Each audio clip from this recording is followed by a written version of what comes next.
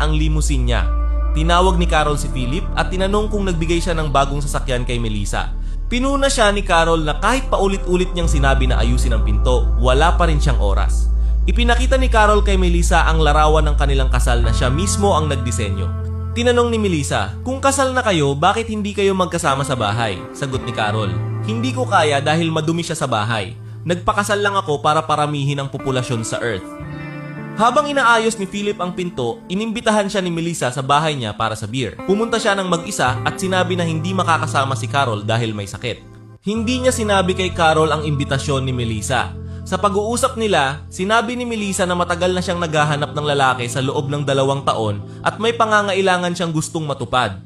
Sang-ayon si Philip at natuwa si Melissa na sila ay magkasama kahit may mga hindi pagkakaunawaan. Ngunit sa loob-loob ni Philip hindi siya masaya kay Carol. Nais niyang makasama si Melissa, ngunit nakuha niya ay si Carol ang babae na para sa kanya ay parang kalat. Sinabi ni Melissa na swerte niya na nakahanap ng isang tao sa mundo, ngunit si Philip ay kasal na. Pinuntahan niya si Carol para makipaghiwalay pero hindi niya nagawa nang makita niyang abala si Carol sa paggawa ng dekorasyon mula sa larawan ng kanilang kasal. Naiwan siyang nahihiya at naawa kay Carol kaya tahimik siyang umalis pa uwi. Samantala makikita ang paparating na Audi sa kalsada, tanda na may iba pang nabubuhay maliban sa kanila. Nakita nito ang signboard na isinulat ni Philip. Pinuntahan niya ang nasabing bayan. Kinagabihan nagkaroon ng maliit na party sina Philip, Carol at Melissa. Habang nagkukwentuhan sila, naubos ang inumin nila. Pagkaalis ni Carol para kumuha ng inumin, kinausap agad ni Philip si Melissa tungkol sa sinabi nitong may mga pangangailangan siya dahil matagal na siyang mag-isa.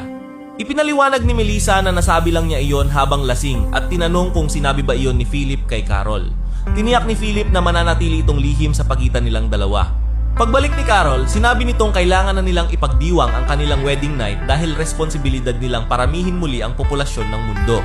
Hindi natuwa si Philip na nabanggit iyon sa harap ni Melissa, ngunit binaliwala iyon ni Carol. Kinabukasan, naisip ni Philip na mas mapapabilis ang pagdami ng tao kung magkakaroon siya ng anak sa parehong babae. Kaya kinausap niya si Melissa tungkol sa pagpaparami ng populasyon, ngunit mali ang pagkaintindi niya sa sagot nito. Masayang sinabi ni Philip kay Carol ang ideya na magkaroon din siya ng anak kay Melissa. Pero agad na naintindihan ni Carol na gusto lang talaga ni Philip na mapalapit kay Melissa, kaya tumanggi siya. Sinubukan ni Philip ipaliwanag na kung silang dalawa lang ang magkakaanak, magkakamag-anak ang mga susunod na henerasyon. Dahil dito, napaisip si Carol.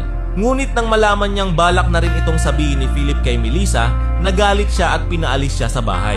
Pagkatapos, kinausap ni Melissa si Philip at kinumpronta siya tungkol sa sinabi niya. Nagalit siya at iniwan si Philip. Kinagabihan, matagal na humingi ng tawad si Philip sa kanilang dalawa